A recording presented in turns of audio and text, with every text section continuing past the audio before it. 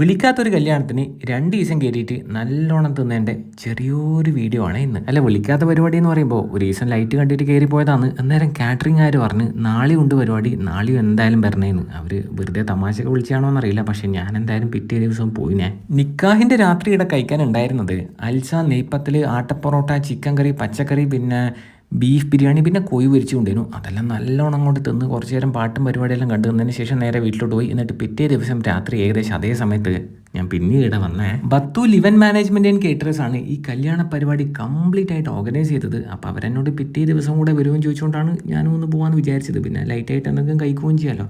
അപ്പം പിറ്റേ ദിവസം ഇവിടെ ഉണ്ടായിരുന്നത് ലഗോൺ ചിക്കൻ ദം ബിരിയാണി ഉണ്ടായിരുന്നു, ബീഫ് ഉണ്ടായിരുന്നു, ഫിഷ് മോളി ഉണ്ടായിരുന്നു, നെയ്പ്പത്തലുണ്ടായിരുന്നു, അടപ്പൊറോട്ട ഉണ്ടായിരുന്നു, പിന്നെ അൽസി ഉണ്ടായിരുന്നു. ആ ലഗോൺ ചിക്കൻ ബിരിയാണിയും ഫിഷ് മോളിയും ബീഫെല്ലാം ഒരു രക്ഷയുണ്ടായിട്ടില്ല കേട്ടാ. ഒരു 3 റൗണ്ട് ഒറ്റയിരിപ്പിന് അടിച്ചിന്. അതിന് ശേഷം ഇതും കഴിച്ചേ. എന്നാൽ പിന്നെ വേറെ ഒന്നുമില്ലല്ലോ. അപ്പം ശരി.